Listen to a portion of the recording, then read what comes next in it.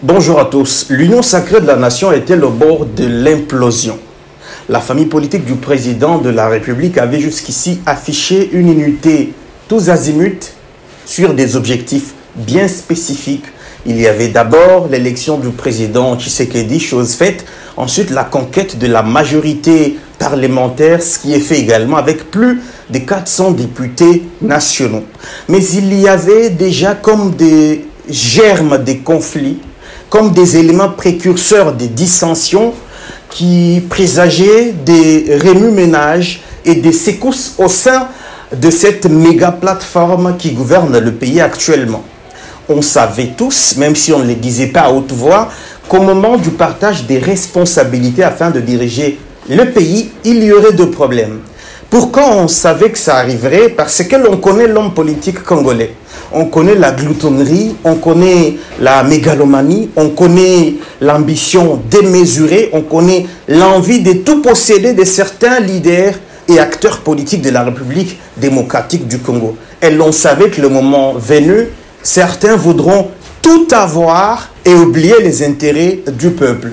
Mesdames et messieurs, depuis quelques jours en République démocratique du Congo, les voix s'élèvent au sein de l'Union sacrée de la nation pour dénoncer le népotisme, pour dénoncer la prise en charge du pays par le présidium. Que s'est-il passé exactement? Le 10 mai dernier, au bureau privé du secrétaire général de l'UDPS, Augustin Kabouya, membre du présidium de l'Union sacrée, les 6 membres du présidium se réunissent. Il est question en ce moment-là de désigner ceux qui vont faire partie du bureau de l'Assemblée nationale, bien évidemment, après Vital Kamerhe, lui qui a été voté lors des primaires par les députés eux-mêmes. Ils discutent, ils se partagent les responsabilités au sein du bureau. On sait que l'UDPS avait déjà le poste de premier vice-président et avait déjà choisi et même présenté devant la base le professeur Tshilumba. Il restait d'autres postes. Et d'après des informations qui circulaient dans l'opinion, la répartition devait d'abord tenir compte du poids politique, mais ensuite de certains éléments importants qui sont consignés d'ailleurs dans le règlement d'ordre intérieur de l'Assemblée nationale comme l'équilibre géopolitique. Vous avez 26 provinces, mais vous avez des grandes zones linguistiques et sociologiques. Le Grand Kivu, la Grande Orientale, le Grand Équateur, les Grands Bandundu, le Congo central qui aussi englobe Kinshasa. Vous avez ensuite aussi le Grand Kasaï et le Grand Katanga. Et c'est à cela que devraient se tenir ces 6 membres du présidium pour désigner le bureau ou le ticket de l'Union sacrée devant passer aux élections du bureau définitif de l'Assemblée nationale prévu le samedi 18 mai prochain. Mais contre toute attente, l'on a vu un procès-verbal de cette rencontre qui reprenait certains noms qui ont énervé et les députés de l'Union sacrée et l'opinion nationale congolaise. Tenez, en dehors de Kamerhe président, du professeur Tshilumba, de l'UDPS premier vice-président, curieusement, c'est Christophe Mbosso Kodia que l'on voit comme deuxième vice-président sur ces tickets. Pourtant, le président sortant de l'Assemblée nationale, qui est président du bureau d'âge, n'a qu'à peine une dizaine de députés nationaux.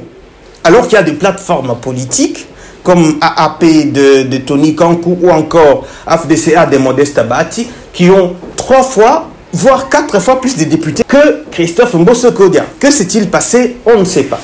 Ensuite, au poste de rapporteur, tout logiquement, on a donné au regroupement politique de AB, si je ne me trompe pas, de Samal Kondé, qui a aussi AB, Dynamique AB, il y a plusieurs députés, une trentaine, qui a pris le poste de rapporteur.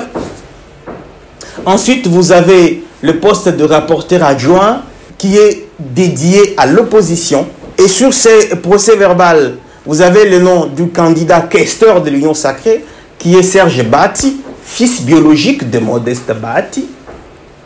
Et enfin, vous avez Madame Catherine Bemba, Madame Bemba, qui est sœur biologique de Jean-Pierre Bemba.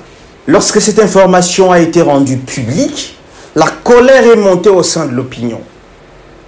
Pourquoi? Parce qu'on ne comprenait pas comment Mbosso se retrouvait sur ce ticket alors qu'il n'a qu'une dizaine de députés, alors qu'il vient de diriger l'Assemblée nationale comme président pendant 3 ans, alors que l'on pensait qu'au vu son âge et la fonction qu'il vient d'occuper, il peut tranquillement siéger comme député national et jouer le rôle de sage.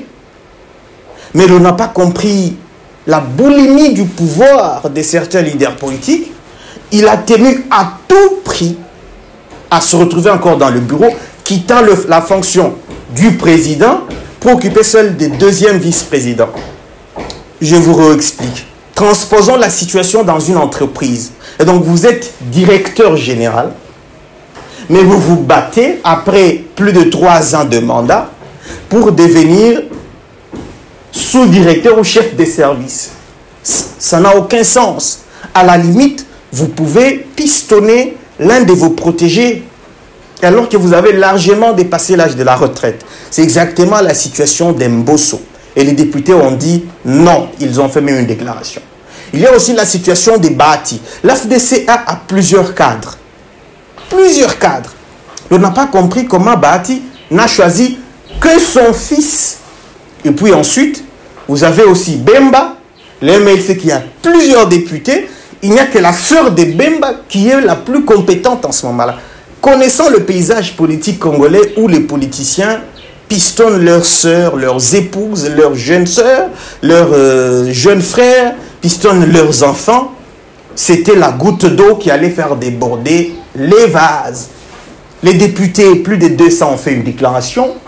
Les députés de l'UDPS et Mosaïque se sont réunis autour d'Augustin Kabouya. Ils lui ont dit non, ça ne passera pas. Après la clôture du dépôt des candidatures, il y a pratiquement 48 heures, l'on a vu Modeste Bahati Lukwebo retirer la candidature de son fils au poste de questeur pour remplacer par la députée Chimène Polipoli du Olomami, si ma mémoire ne me trahisse. Bemba, lui, a maintenu sa sœur au poste de questeur adjoint. Mbosso ne s'est pas retiré au profit d'un cadre de son parti. Lui, il veut aller jusqu'au bout. Est-ce que vous réalisez que quelqu'un qui vient d'être président de l'Assemblée s'ébat maintenant pour occuper le poste de deuxième vice-président? On ne comprend pas. Est-ce qu'il a des intérêts particuliers à protéger au sein du bureau? On ne connaît pas cet acharnement du doyen Mbosso défiguré à tout prix dans le bureau de l'Assemblée nationale. Mais cela démontre à quel point l'homme politique congolais est avare. L'homme politique congolais peut tout pour sauvegarder ses propres intérêts au détriment des intérêts du pays. Et le lundi 13 mai, et l'on a vu l'union sacrée en dehors du président Vital Kamerhe et du rapporteur Jacques Ndjoli. On a vu l'union sacrée aller en ordre dispersé. Parce que le ticket sorti par le présidium posait problème, parce que le président des partis politiques de l'union sacrée ont dénoncé l'infantilisation dont ils sont victimes de la part du présidium, où tout est décidé d'en haut et qu'ils doivent dire Amen.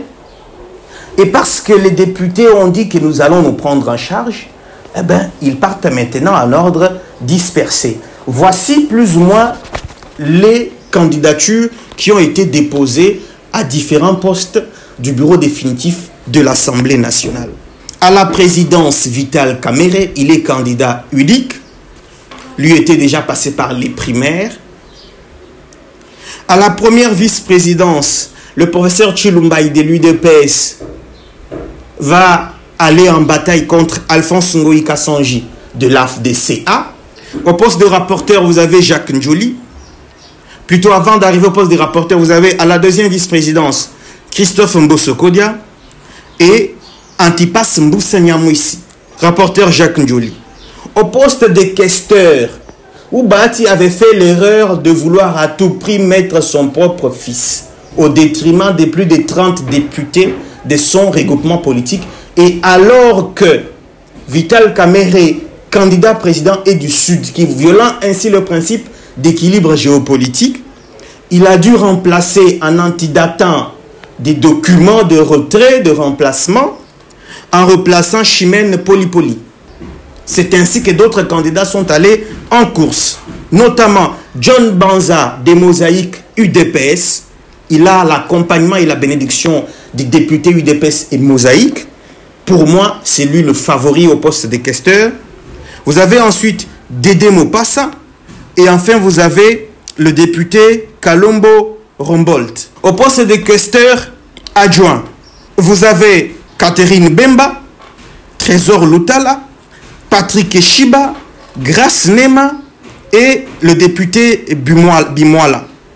Évidemment que je devais passer par un rapporteur adjoint réservé à l'opposition. Vous avez Dominique Mounongo de Ensemble pour la République et Constant Moutamba de DIPRO, Dynamique Progressiste. Les deux iront en compétition. Même si à l'Assemblée nationale, Ensemble est le seul le groupe parlementaire de l'opposition, ils ont une vingtaine de députés, mais DIPRO de Moutamba, avec 2 députés, prétend avoir le soutien de plus de 300 députés de l'Union sacrée, et donc la compétition est ouverte. On se rend compte que dans cette configuration, la boulimie de certains cadres de l'Union sacrée qui sont dans le présidium a poussé à l'émergence des divisions, des dissensions et peut présager l'éclatement de l'Union sacrée de la nation. On se projette. Imaginez que la candidate de Bahati perde au poste de questeur. Et donc Bahati Lukwebo aura tout perdu. Bahati n'aura rien gagné au sein du bureau définitif de l'Assemblée nationale. Et ça ne sera que de sa faute. Et donc Bahati sera vraiment frustré. Et que Simboso perde parce que les députés nationaux, la majorité, ne jurent que par le départ de Mbosso. Il y en a même qui veulent qu'il soit remplacé au poste du bureau provisoire parce qu'il ne peut pas être jugé parti. Il est candidat et à la fois président du bureau provisoire. Il risque de manipuler et le traitement des dossiers des candidatures et le processus du vote. Ou encore que Bemba, la candidate de Jean-Pierre Bemba au poste de questeur adjoint, perde aussi l'élection. Vous allez avoir 3 membres sur 6 du présidium de l'Union sacrée, ok, frustrés. Cela peut générer des tensions beaucoup plus grandes et entraîner l'éclatement de l'Union sacrée de la nation. C'est une hypothèse. Et dans ce cas de figure, il va y avoir une réconfiguration de la majorité parlementaire. Oui, c'est possible. Et cela peut retarder la formation du gouvernement. Parce que si d'ici samedi soir, après l'élection, certains leaders de l'Union sacrée perdent tout à l'élection du bureau définitif et qu'ils sont poussés à se mettre à l'écart de l'Union sacrée par leur base politique, vous vous rendez bien compte qu'on peut quitter de 400 députés de la majorité à 300 ou à 350. Mais dans tout le cas, heureusement pour Judith Soumino Tuluka, qui va, ou dans tous les cas, avoir suffisamment de députés pour investir son gouvernement, il lui en faut 251, c'est vraiment très possible, heureusement pour elle. Même si Bahati est frustré et qu'il se retire, ou Bemba ou Mbosso, les 3 ne font qu'à peine 60 ou 70 députés nationaux. Et donc Tshisekedi a une majorité confortable. C'est même la raison pour laquelle on se demande, mais comment avec une majorité aussi confortable, avec un matelas aussi volumineux, avec une marge de manœuvre aussi large, le président, qui est autorité de référence de l'Union sacrée, se plie parfois aux caprices de certains leaders. On ne comprend pas. C'est la question que se pose l'opinion. Quand je dis le président, ce n'est pas forcément lui, je dis le système en fait. Il y a beaucoup de leaders politiques, des partis politiques de l'Union sacrée, qui sont frustrés de l'attitude de certains leaders du présidium et qui n'attendent que leur retrait pour le remplacer dans le présidium. Oui, c'est ça. C'est-à-dire que si un Bahati se retire parce que sa candidate n'est pas passée au bureau définitif, automatiquement aussi, ces candidats qu'il avait proposés au gouvernement vont tomber et un autre regroupement va tout simplement voir son quota augmenter. Félix Tshisekedi ne peut pas se plier aux caprices de qui que ce soit, surtout qu'il s'agit des politiciens gloutons. Il faut appeler le chat par son nom. Qu'il s'agit des politiciens qui n'ont rien à foutre de l'intérêt, excusez-moi de l'expression, mais qui n'ont rien à voir avec l'intérêt supérieur de la nation. Parce qu'on ne peut pas comprendre qu'avec toutes les priorités qu'il y a dans ce pays, il y a la guerre de l'Est. Il y a la dévaluation du franc congolais. Il y a le social du Congolais, avec l'inflation, l'augmentation des prix des biens sur le marché. Il y a les emplois, les 6 millions d'emplois que Tshisekedi a promis. Il y a le défi de la maternité gratuite, la couverture santé universelle. Que quelques personnalités fassent des caprices, ce sont des caprices. Appelons les chats par son nom. Ce ne sont que des caprices. Ce n'est pas possible. Donc, à un moment donné, j'avais fait une proposition pragmatique. C'est vrai qu'on est en politique. C'est un monde par excellence des négociations, des concessions, des conciliabules. Je suis d'accord sur ce point de vue-là. Mais prenons un simple cas de figure. Admettons que Tshisekedi lui-même, qui est autorité morale de l'Union sacrée, fixe les principes. Ok, vous êtes partagé les responsabilités, d'accord, voici les principes. Personne ne place un membre de sa famille dans le bureau. Les candidats que vous devez présenter doivent prouver d'une expérience professionnelle et politique avérée d'au moins 5 ans ou 10 ans. 2 ans, ça dépend. Quel est ce membre-là du présidium qui peut s'opposer à ces genres de règles aussi salutaires? Qui peut s'opposer à Tshisekedi à ce point?